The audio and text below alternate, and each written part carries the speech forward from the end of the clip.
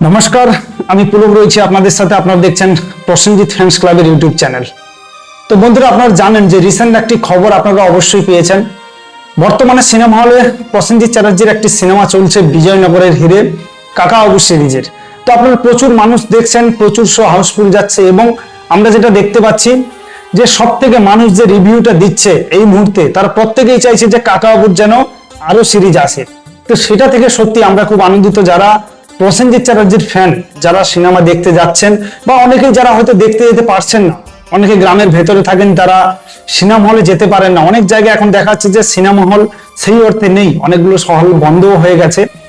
তো বর্তমানে আমরা দেখছি যে একদিকে যেরকম সিনেমা হলে হই হই করে চলছে বিজয়নগরের হিরে, অন্যদিকে একটা সব থেকে এই মুহূর্তে শুধু বাংলা ইন্ডাস্ট্রি নয়, প্রসেনজিৎ চ্যাটার্জি যারা ভক্তরা রয়েছে, প্রসেনজিৎ চ্যাটার্জিকে যারা ভালোবাসে বা এই পশ্চিম বাংলার বুকে একজন অভিনেতা হিসেবে প্রসেনজিৎ চ্যাটার্জির নাম উঠে এসছে, পদ্মশ্রী পুরস্কার পাচ্ছেন, মানে পদ্মশ্রী সম্মান। যদি এটা পুরস্কার নয়, ভারত সরকারের পক্ষ থেকে এই সম্মান প্রদান করা হয়।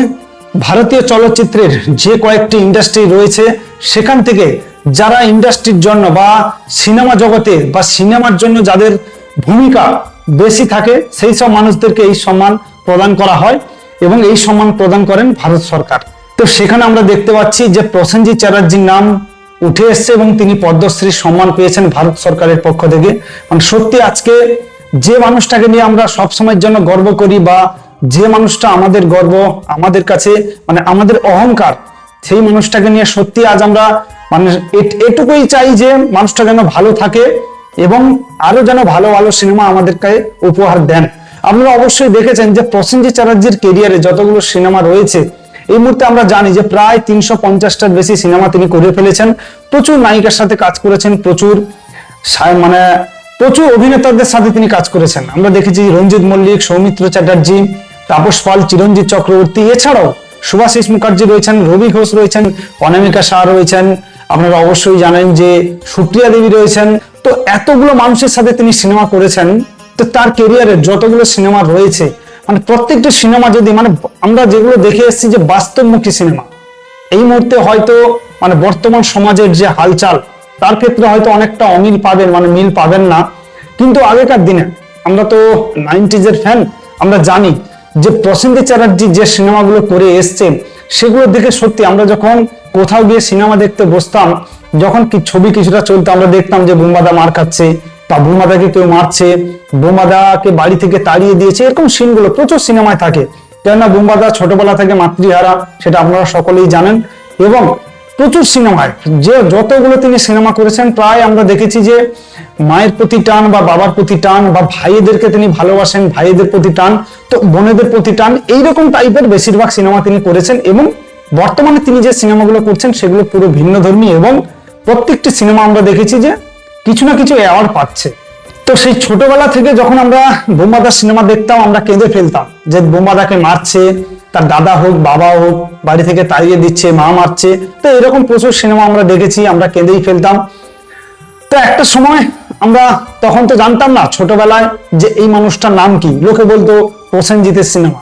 তো প্রসেনজিৎ লোকটা কেমন বা মানুষটা কিরকম দেখতে, তো তখন বুঝতে পারলাম যে ছোটবেলা থেকে যার সিনেমা দেখে আমরা বড় হয়েছি, তো ইনি হচ্ছে সেই মানুষটা, তার নাম হচ্ছে প্রসেনজিৎ চ্যাটার্জি। প্রচুর সিনেমায় তিনি অভিনয় করেছেন, মানে কমার্শিয়াল সিনেমাতে একটা সময় তিনি প্রচুর পরিমাণে করেছেন।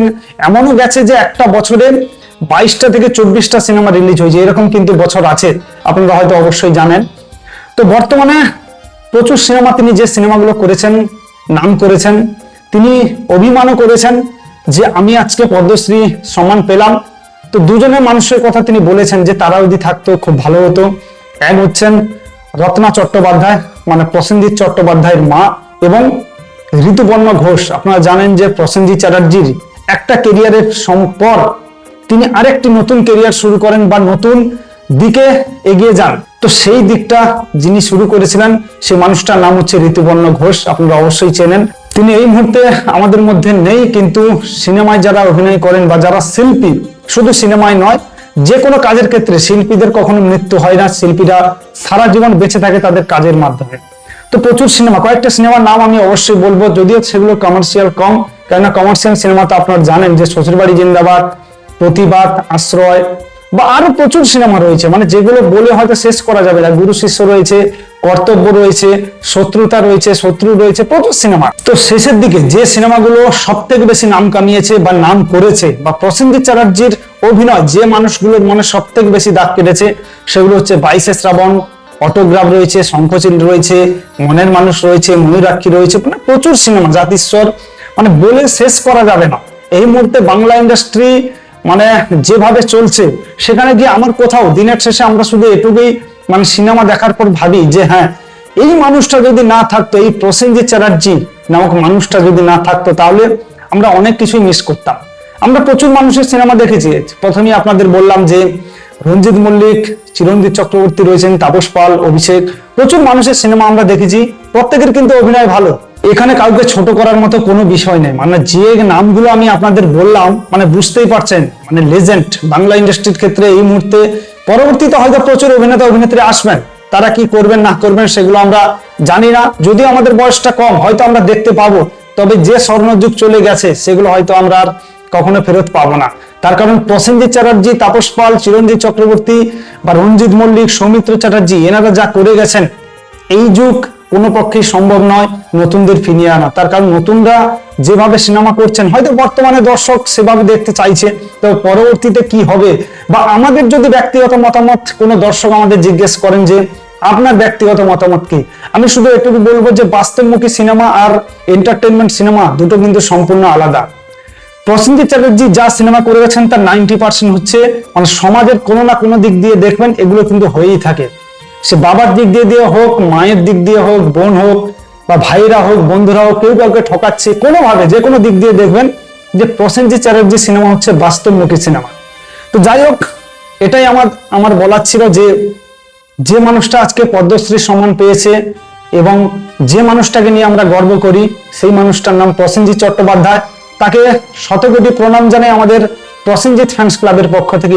এবং এটুকু আমরা বলতে চাই আমাদের প্রসেনজিৎ ফ্যান্স ক্লাবের পক্ষ থেকে যে দাদা, তুমি আরো 1000 বছর বেঁচে থাকো এবং ভালো ভালো সিনেমা যেভাবে উপহার দিচ্ছ বাংলার মানুষকে, সেভাবে তুমি দিতে থাকো।